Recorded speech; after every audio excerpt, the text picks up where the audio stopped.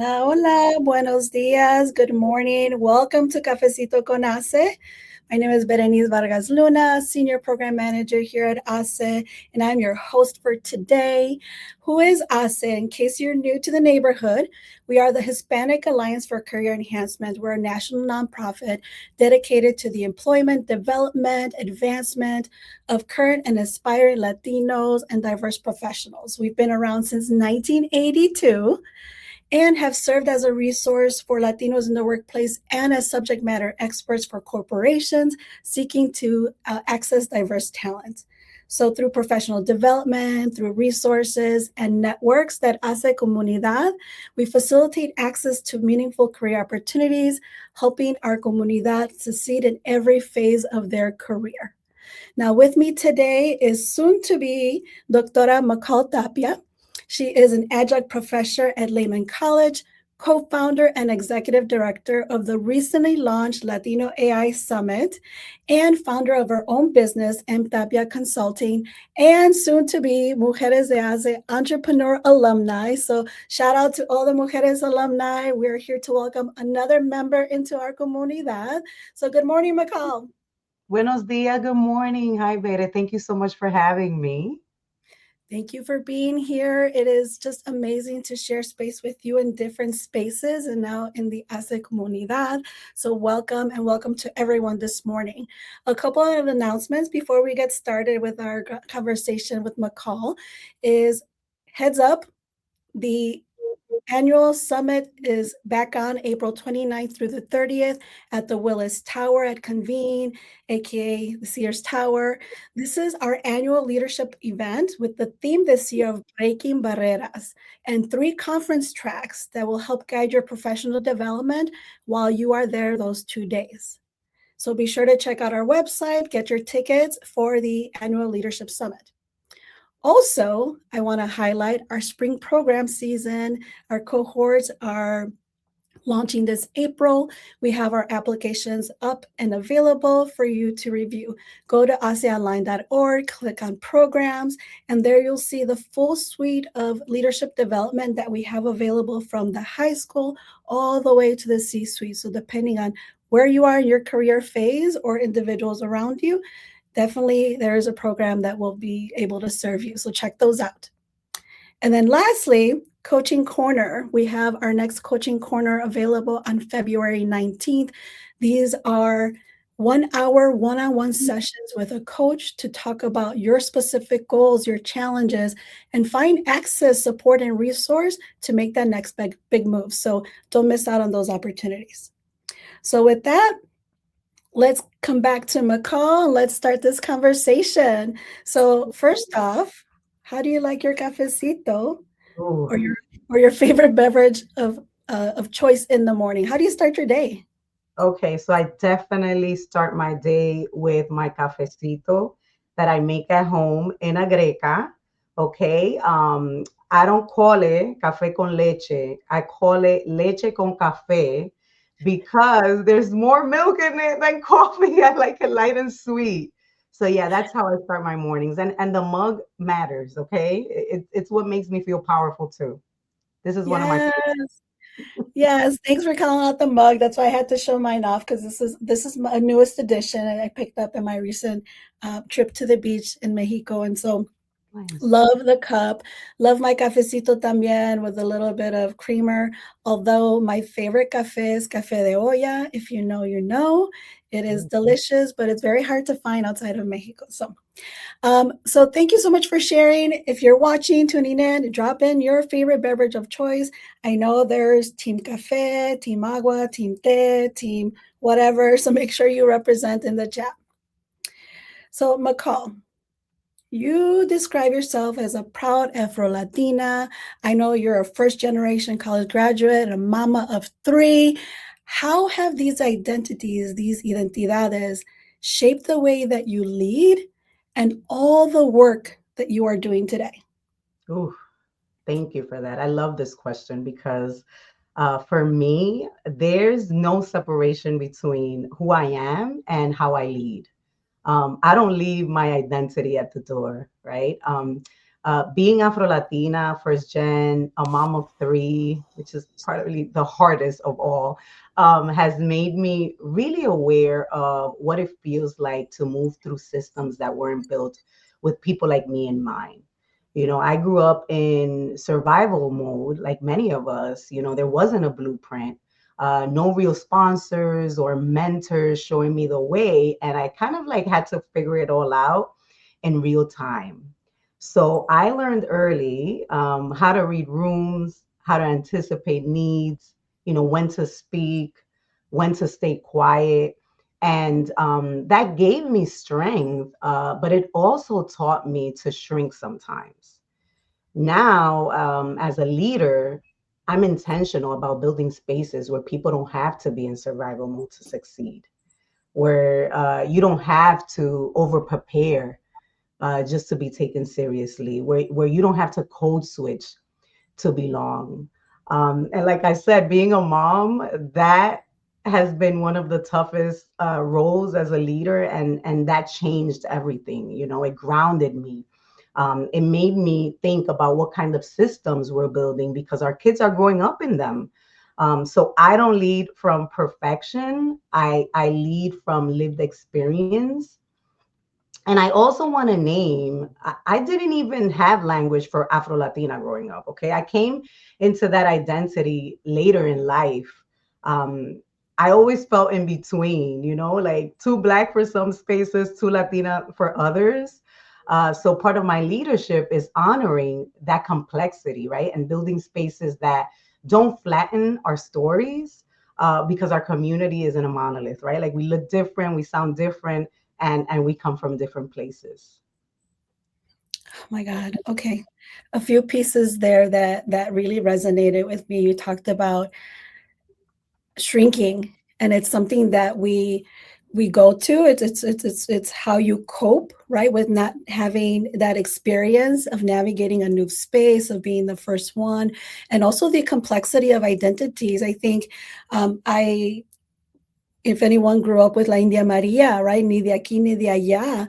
It was that complexity of being born from one place, but having ties and culture to another, and bringing all of those identities together and the values that they bring together, right? It is a complexity. Excuse me. But I love how you learned to lead by lived experience, right? Thinking of those moments of, maybe I shouldn't have shrunk in that moment. Maybe I should have done something different, but now you're operating from that space. And I think that's the awareness that we get when we are leading that way now, is, not from perfection, but what did I learn? And when we're not taking the moment to learn, that really is the failure, I think, when you're not taking that learning from it. Absolutely. And the unlearning, that has been really tough, like I'm still unlearning as I go. You said it beautifully, Bere. Love it. Well, we're still feeling the emotions and the energy of the Bad Bunny halftime performance. So many messages, so many messages. My favorite one, I think, that is really resonating right now is when he says, "Believe in yourself. I Oof. believed in myself and I'm here. You believe in yourself. You're more valuable than you know." And so it was just that realization, right, of those messages. And so, as an educator, as a leadership strategist, a facilitator, you talk about translating these messages or care into action. So, what does that look like when we practice this inside organizations, for example? Yeah, that's a great question. And I just have to say, I am still crying every time I watch the replay of the halftime Super Bowl because, wow, it is just so deep. And that part that you mentioned is something that I'm still kind of like, trying to put into action. The first thing is looking within and believing in yourself, right? That shows through and through. For me, for a long time, I saw this perception of what I thought leadership should look like. And I never really saw myself looking as a leader. I practiced it, I said it, but I didn't truly believe it. So when you truly believe in yourself, that's when you show up differently. It's not only about like how you plan to show up and how you intend to show up, but how people received you. So translating care into action. For a long time, I struggled, Bere, to describe what I do. I used to say, oh, I do culture work or I do experience work and I work with leaders. And people would nod, right? But it felt vague. And then someone said to me, oh, you operationalize care. And I was like, that's it. That's when it clicked, like care isn't a vibe, it's a system. It shows up in how we operationalize it, how we are intentional about having these show up in organizations. For example, how meetings are run, who gets invited into rooms, how feedback is given, who gets recognition, who gets grace when they mess up, who gets sponsored, not just coached. So I would say care shows up in whether agendas are shared in advance so that people can process, in whether introverts get space to process, right? And whether working parents are penalized for flexibility, in whether people are labeled high potential based on access or actual talent. Because here's what I've learned. Care without structure becomes performative. Structure without care becomes harmful. So my work lives in that middle space. I help leaders, I help individuals design practices where people are actually experience dignity. Okay, they don't just hear about the values, and that's translating care into action. It's operational. Thank you so much, Michal. So looking within, right, and understanding, believing in yourself, so that you can show up for yourself, right, with that purpose, and so that almost builds you up and builds your confidence too, to push forward, right, to go whatever you're going after, right. I feel like it gives you at least that motivation, energy, right, to not be bogged down by all the other messages that we are hearing. And I think this is a big moment right now where there's awareness, but also what messages are we listening to? Which Yes, ones are you taking within? And which ones are you saying, this is not for me? I'm going to let that go and release it, right? I think there's a moment where we have to make those choices for ourselves. And you talked about understanding that we're all different and we process, absorb, reflect, act differently. There's introversion and extroversion, right? There's the perception as well. And so I really appreciate that you brought that into the conversation, and it's something that we talk in our programs, is understanding that, like you mentioned, I might need an agenda to understand what we're talking about so that I can prepare, versus the next person who is, go with the flow and very comfortable in that space. And so we all are operating differently, but that doesn't mean that we can't work together, right? absolutely. And we can't make assumption based on the different styles of showing up and learning. Talking about learning, there's a lot of buzz, right? It's being a buzz, bad bunny energy. There's a lot of energy still on the recently launched Latino AI Summit. It was a virtual summit the last week of January. You co-founded that, which is such a powerful intersection of our cultura and technology. And I feel like there's been conversations about the different awareness that we need to bring into AI, into that space. Why was it important for you to create that where Latinos are part of that AI conversation? Oh, I love that question. And yes, I'm still buzzing. I'm still processing everything from the Latino AI Summit. But first, I want to give so much love to Ruby, my co-founder, and to every single person who stepped up to build this. Okay, this started as a passion project, an experiment, and we honestly didn't know what we were getting ourselves into. We just knew that our comunidad needed a room to learn about AI without feeling behind or intimidated. And it's so validating to see that like almost 500 people showed up, okay, mostly women across industries, across comfort levels with tech. And that alone told us that there was a real need for this. And what moved me the most wasn't just the turnout, it was what people said after. Okay, a lot of folks reached out and they said, this is the first time I felt safe in a tech space. This is the first time I felt seen.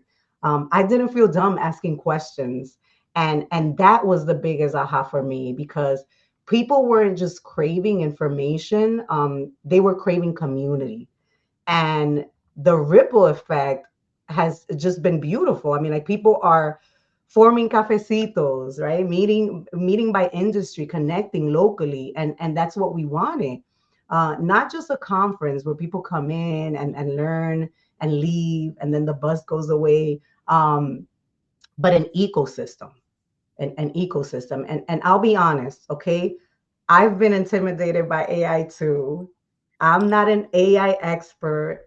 I'm learning out loud, and I think that we're a lot of leaders that feel that way, right? Like, AI adoption went from about 20% to over 70% in a few years, and the train is moving fast, right? So the answer isn't to sit out.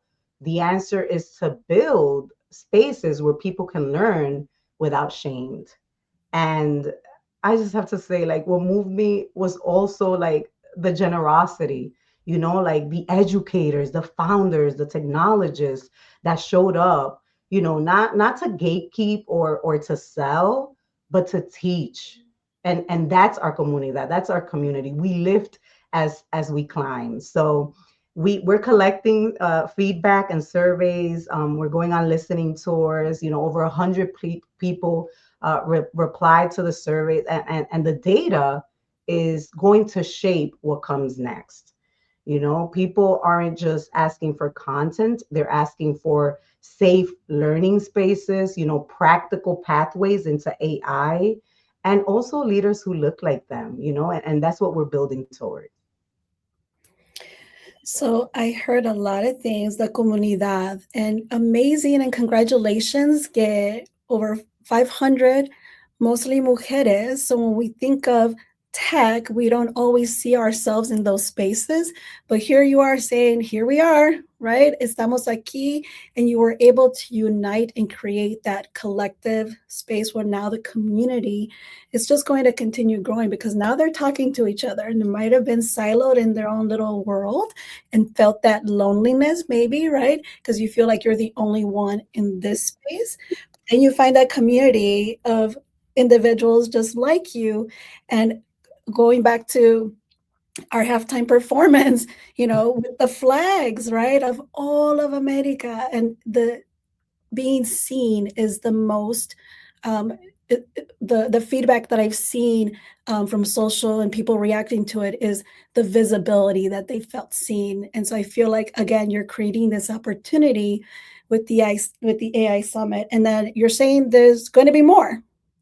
There's absolutely going to be more. Estamos aquí y seguimos aquí.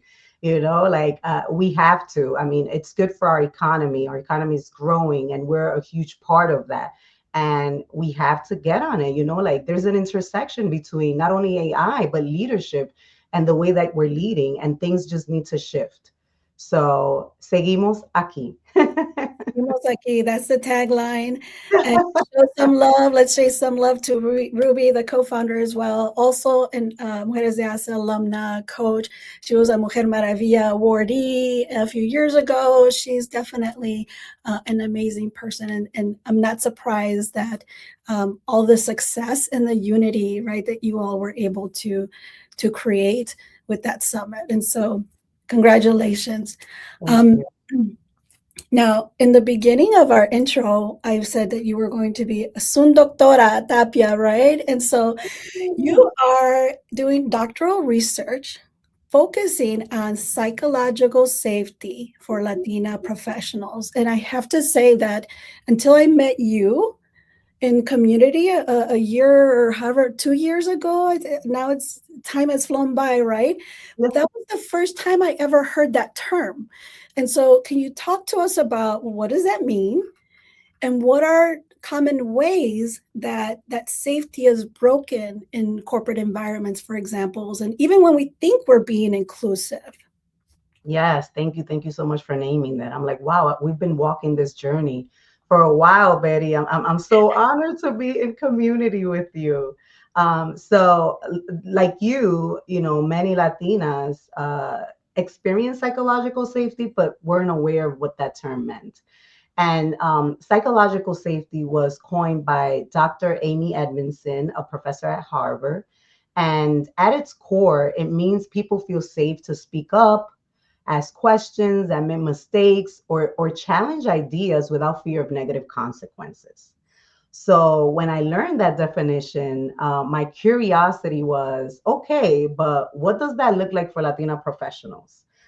Because of course we might, you know, interpret that totally different. So I went ahead and interviewed over 145 Latinas about how safety shows up at work, and I am just fascinated by the themes that kept coming up.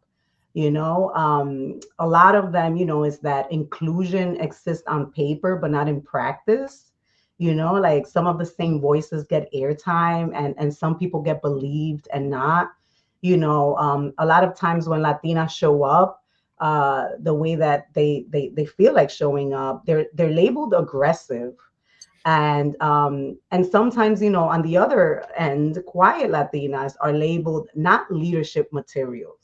So you know, different consequences for mistakes. You know, some people get to fail forward, and others get labeled as risk.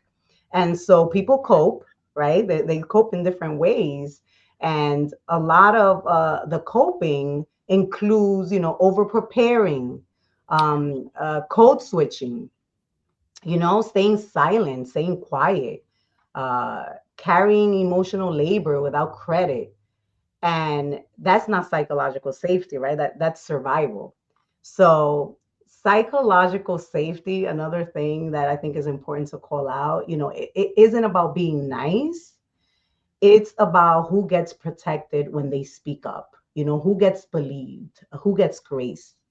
And it lives again in how meetings are run, you know, how feedback is given, how mistakes are handled, and who gets invited into the decision making spaces.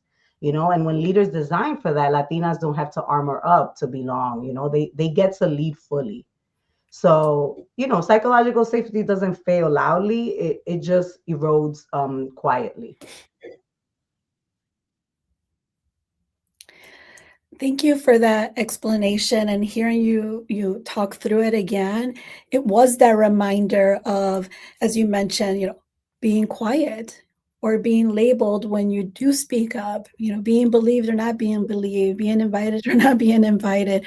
All those different actions and mindsets are going to affect how we see ourselves and our ability to, as you said, lead fully. And once we're leading fully, that's where the magia happens, right? That's where you're able to really, going back to believing in yourself, to understand your gifts and your powers so that you can then support and help others. And so I see that all coming together full circle, but each part is so important, right?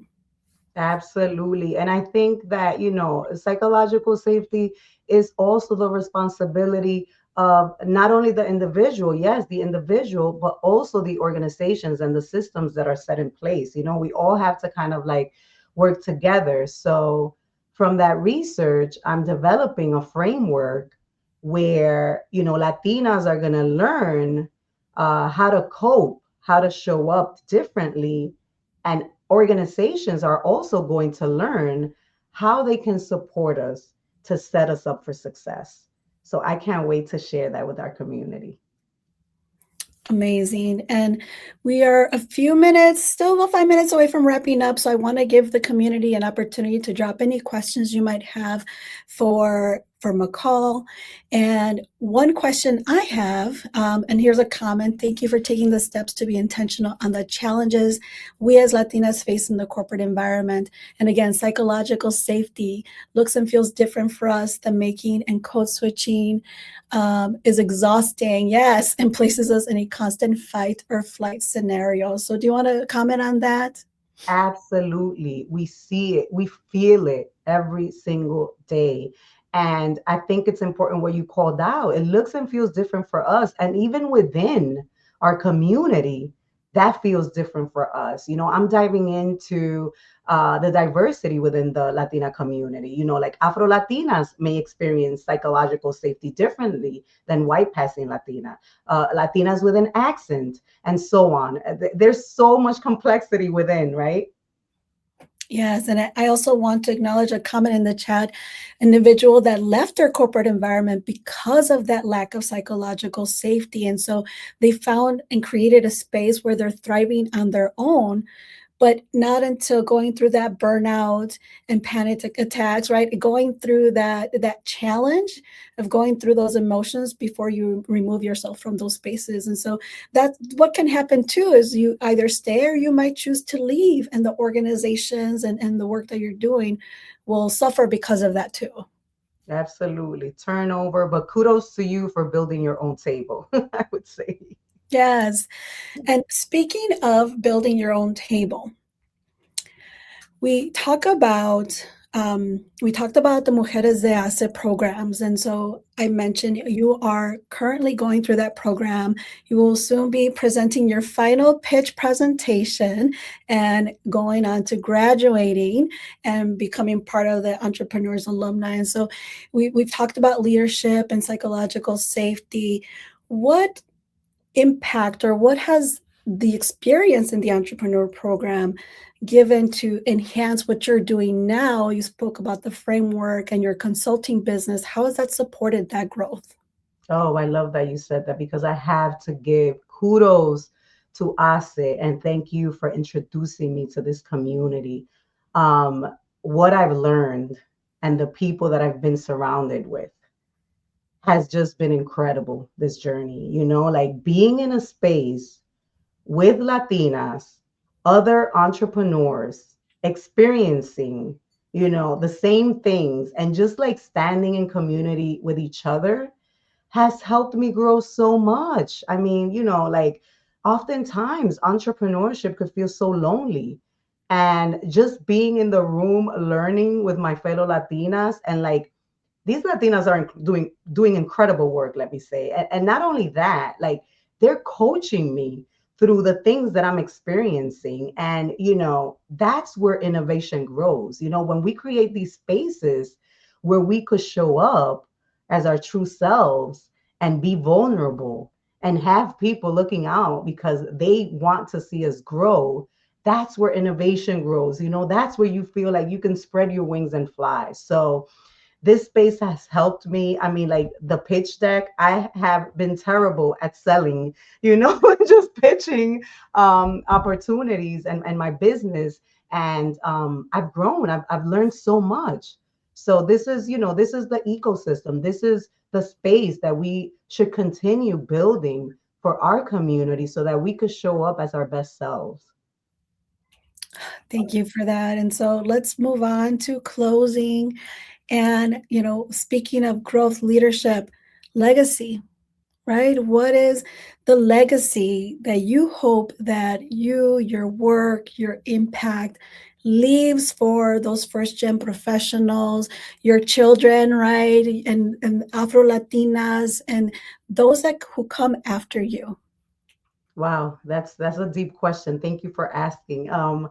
So many things. I mean, like I hope Afro Latinas and first gen professionals feel like leadership already belongs to them. That leadership looks like them, right? Not something they have to earn by overworking or shrinking themselves or over explaining. I spent a lot of time behind the scenes thinking that my hard work would speak for itself. So, one of the biggest things I had to unlearn is that staying invisible doesn't protect you, it just keeps your impact unseen. So I hope my work gives permission to use your voice, even when it trembles, to say, I did that when you did, and to take up space without apologizing. And I hope organizations change how rooms are built, not just who's invited into them, because leadership already looks like us. And we're making it visible now. And I just hope that my sons also, see that representation, and this will like hopefully just like the ripple effect would be just like to shift those generational cycles. Thank you. Thank you so much, McCall. So you heard it here. Leadership already belongs to you. And if you have any doubt, think of your mama. She was leading children, a house, right?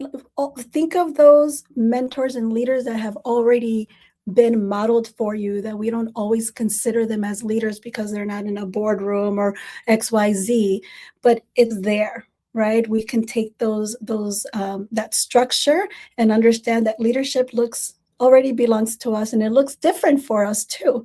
But that's for you to explore and understand what leadership in your authentic style is too. Así mismo. All right, y con eso ya terminamos. Thank you so much for joining us here today. Make sure that you connect with McCall. She's on LinkedIn, writes on LinkedIn as well, and on those topics that we discussed. Look for more information on the summit and on our programs. Y hasta la próxima. Thank you so much, McCall. Adiós, gracias. Seguimos aquí. Seguimos Reach out. aquí.